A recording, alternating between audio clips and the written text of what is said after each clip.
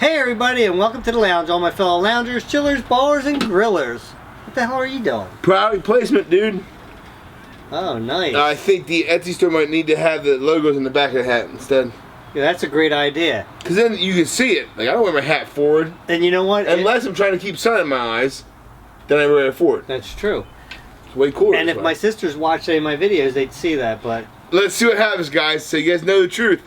If the emblem ends up on this hat, they watch the videos. If not, they don't support their brother. That'd be kind of high up.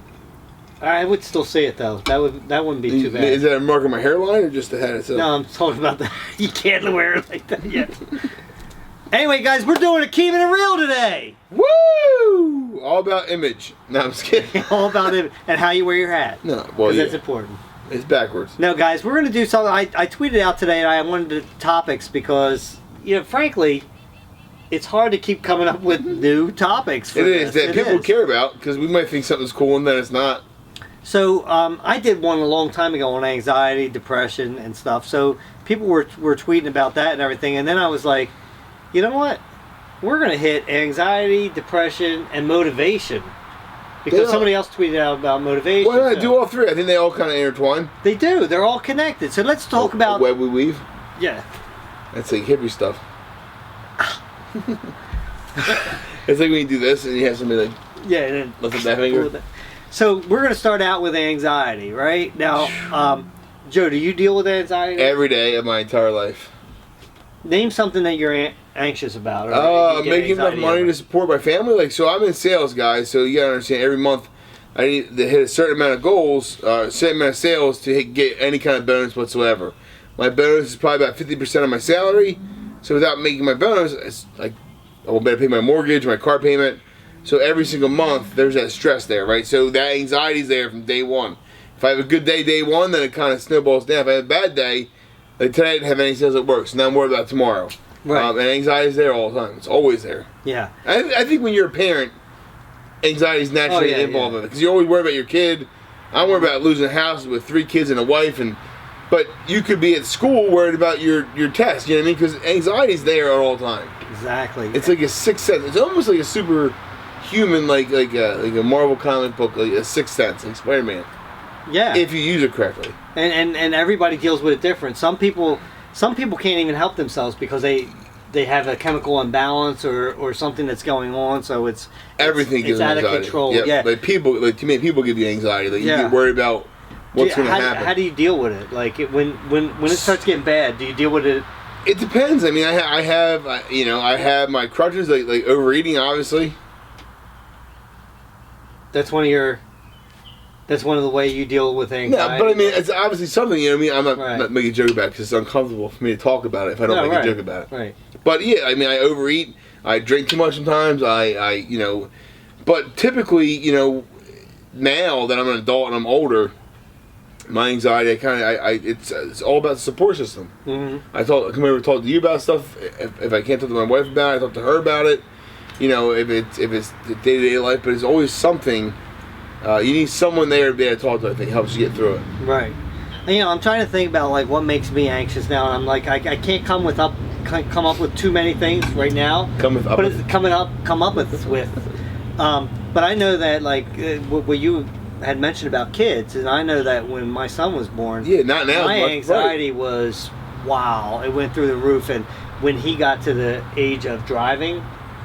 And you're not even there yet, but I mean, not even close. When you get to that, I mean, because now you have no control. None. And see, that's where I think anxiety comes in really bad, because you don't have no control of it. Like a lot of guys and kids at school, you guys go to school, you have a test, or you have to deal with people that you have no control over, like maybe bullies or people that judge you or anything. Yeah, anything. And it's like you have no control over that, so that gives you anxiety. That might be the deepest thing you've ever said in your entire life. It makes complete sense. Like that of which you have no control over will probably give you anxiety. Yeah. If you have control over it, you can control it. You don't need to worry about it. Right. That worrisome, that little creature gets in there and starts making you think of what if this, what if this, what if this, what if this, what if this. And then all of a sudden, you're just stressed the F out. And in reality, really, what it is our minds, right? That is telling us, what if this, what if this, what if this. If we could turn that switch off and not worry about what if this, what if this, what if this, right? we'd have the key to success. But some people, and myself included, and probably yourself, without that, in certain situations, you don't know how to turn that off, that switch off. And some people can't without, no matter what, because our brains are all wired different. So some people can't, and they might need help with that. I know for myself, it's always with something that I'm anxious about is trying to focus on something that makes me happy. Yeah, that helps. For me, it's like, because mine, again, guys, majority of it is work related, right? Right. So I think to myself, is if I go to work every day and do the best that I absolutely can, mm-hmm. you know, I'm the type of guy that tends to believe things are going to work out the way they should, right? So and typically they have. There's moments they haven't, but I still find a way. Somebody helps me, a lending hand. I find a way to get through no matter what we have to go through, right?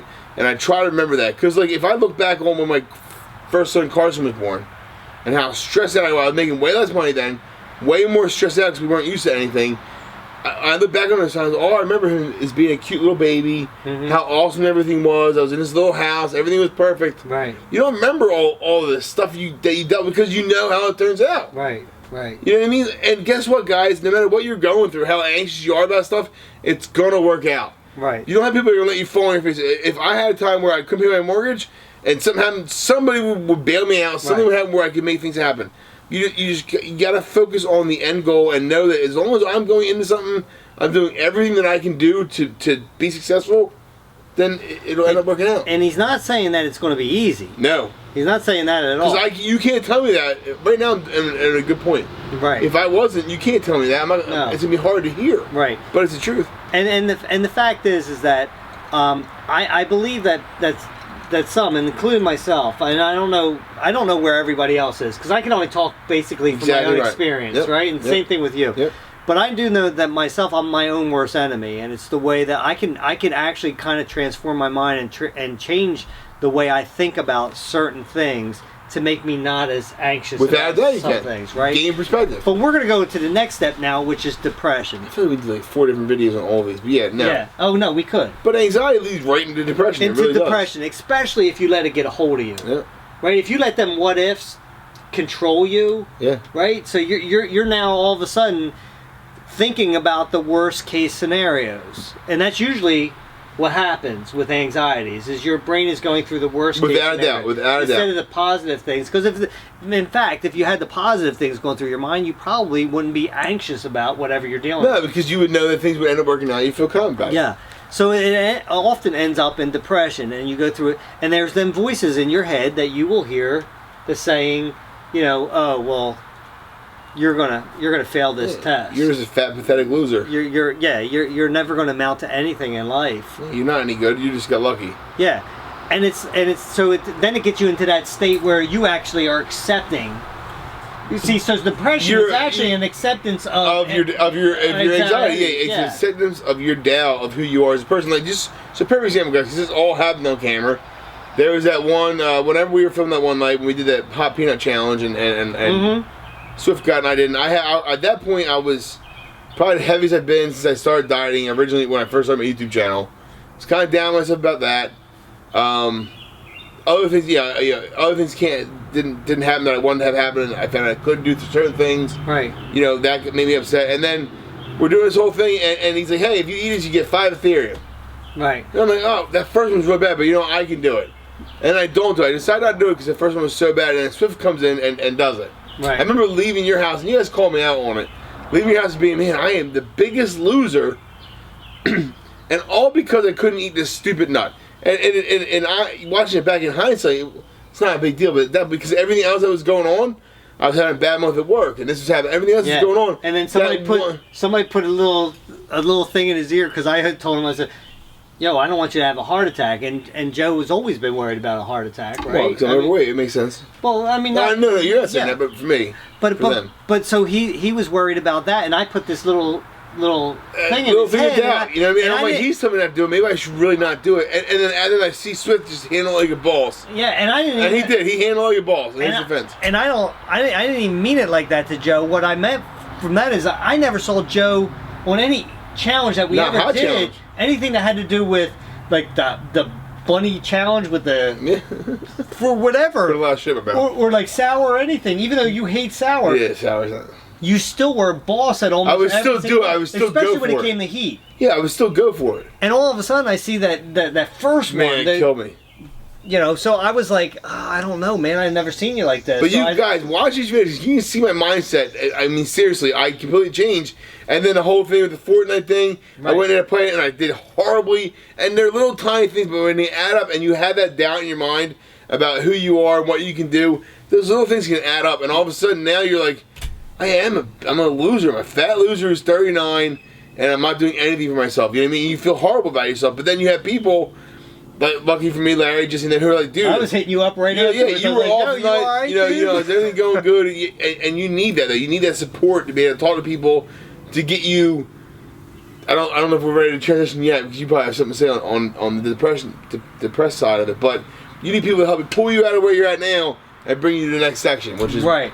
Which is motivation. But okay, so you probably have something to say. I'll just say a little bit about depression. It's like I know all about depression. I mean, I've been to the point where I've wanted to commit suicide when I was younger.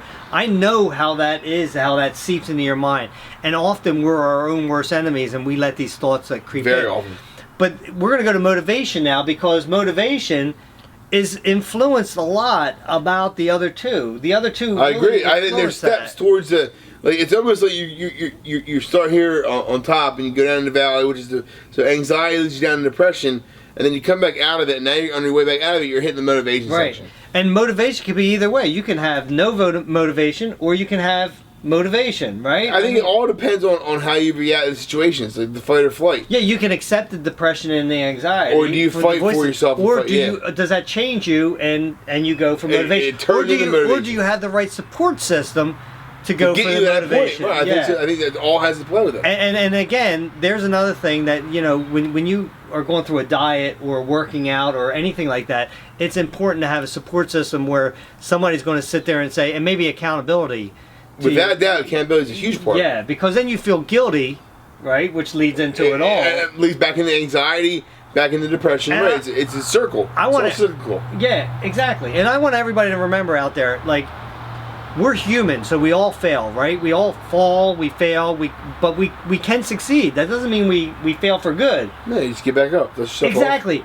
And it's like, with the accountability and everything, it's not about like, oh, I slipped off my diet, or I slipped off my workout routine, or anything like that, because you can pick it back up after that. And just because you fall one day doesn't mean that you have to stay down on that level all the time. The problem is, though, it's easy, and it's almost...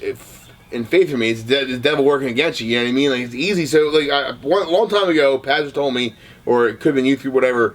Imagine yourself standing on a chair, right? And you're trying to pick those negative people up from beneath you, and they're trying to pull you down. Who's going to win? Right, exactly. They're going to every time because they have it right. They're grounded. Exactly right. So it's so much easier to be negative and be down on yourself, and you get in that circle. Like, for me, I get negative, down on myself. I'll eat ice cream. I'll eat this. I won't care. I'll stop working out.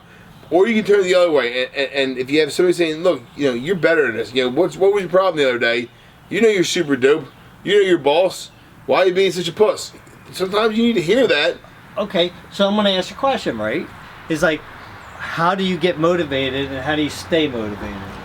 I think you got to keep your eyes on a long-term project. For me, right now, it's my kids, and I want to be around and be a healthy father, grandfather when they have kids, and I want to be around, like, you know. So that's all my motivation right now. And there's an instant gratification. Like, when I started this diet, that's a big life change we're dealing with right now. Mm-hmm. I started seeing this weight loss, and like, man, I really feel a difference. Right. And it becomes more motivation. So when you do an action, that action has a reaction, you can see a difference. Mm-hmm. That's motivating. It keeps you moving. Yeah. But the problem is, though, you can have that one day where one weekend you turn off, and then you're like, no. Yeah, and you can fall right back into that trap. But here's a key for you guys. Think about this. Let's get rid of the middleman. Yeah. Depression. That's it. Because you can have anxieties, and you can learn how to deal with those anxieties. Bust your ass and do everything you can do to get out of it. When you give into those anxieties, which lead to depression, it often keeps you away from motivation. And if you look at it like the way he was pointing, you know, anxiety's here. You fall in for it, you're down here. You have to work twice as hard to get back up here. Yeah. So I think that's key. Get rid of that middleman. Yep. And then you don't have to work twice as hard. Right. Then it's a steady incline. But it's better than going all the way down just to come up a little bit above where you're at before you began. And I think what is very important is a support system. I agree. Find people who love you. Find people who are positive and who not believe negative. Right. The worst thing anybody ever needs is somebody to agree with that negativity. With it on the negativity. Somebody that's holding you down. You don't need that. Nobody needs that. That does nothing for anybody. No, but there are tons of people in your life, and if those people are in your life, cut them out. Right. And surround yourself around good people. And this has kind of been our motto forever. Right. Like, I think that we're only as successful as we are because we surround ourselves with people that believe in us. And we're not saying that we don't get anxiety still, we don't get depression, but we've learned to deal with these things on a different level, and we come back to the motivation. Well, we've been through life, so we've been through, like me talking about what I'm doing with my young kids, he's looking at, I remember those times. But look where I'm at now. You get through it, and there's always something to be stressed out about, have anxiety about, but there's always... There's light is always there at the end of the tunnel. You just gotta look for that light, find it, and go to it. Right, and find the people that can help you out, help pick you up when you fall down, and help carry you there. And get motivated to change who we are. Right, and you can always make a change in your life and always become somebody better than who you are at this point. Right, and there's going to be different people that are dealing with a lot different things than us, and way worse things than us. And we're only giving our life experiences on this. That doesn't mean that this. No. But I think that it still fits, though. I think that even, I can't imagine the worst things that have ever happened. They haven't happened to me. I can't imagine it. But, even people that I've heard people do speeches and seen presentations. People have gone through way worse than me. Right. And are out in front of people motivating people because they decide to say, no, that's not going to keep me down. No matter what it is, I'm bigger and better and more important than that, I'm going to get past it. Right. And the only thing that has to change is your belief in yourself. You have to believe that you can change and that you want to change, and then you'll get motivated to change. I agree. I think that's the perfect spot. And guys, we're going to end it on there because, I believe in you and I believe in you. Yeah, exactly. And until next time, guys, grab yourself something cold to drink, put your feet up and relax. We'll meet you at the lounge.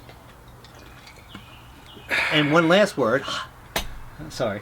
We love you, too. We do love you, and we believe in you. Exactly.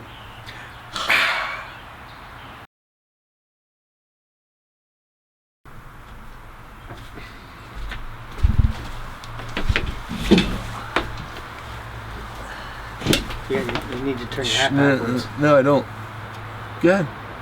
Hey everybody, and welcome to the lounge. All my fellow loungers, chillers, ballers, and grillers. What the hell are you doing? I'm doing product placement, dude. Storyfire. Oh, nice. Storyfire hat. I gotta put it on backwards. What they should do is have one right here.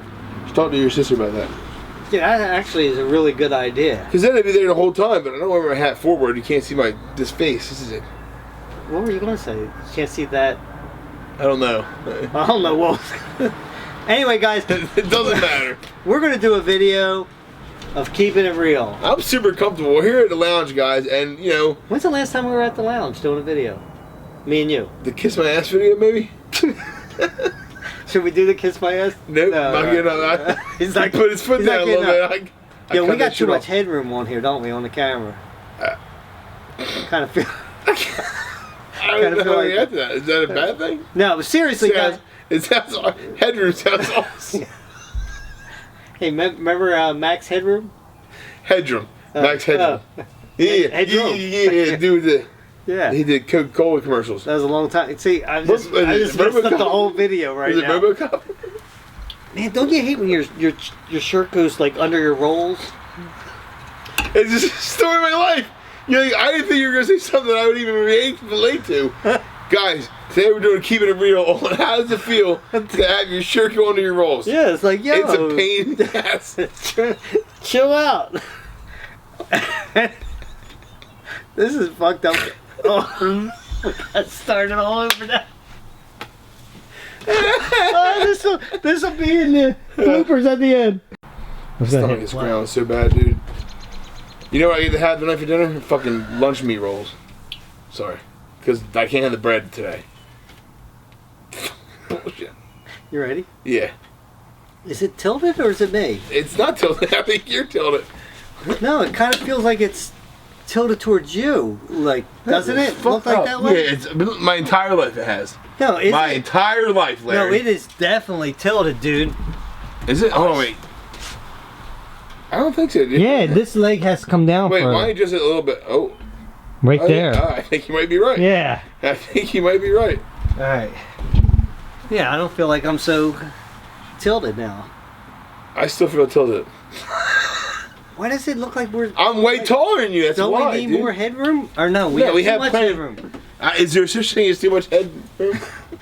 I think I need to tighten... No, it looks good I think we're good. I think we just go for it. All right, ready? I'm ready. Okay, take a breather.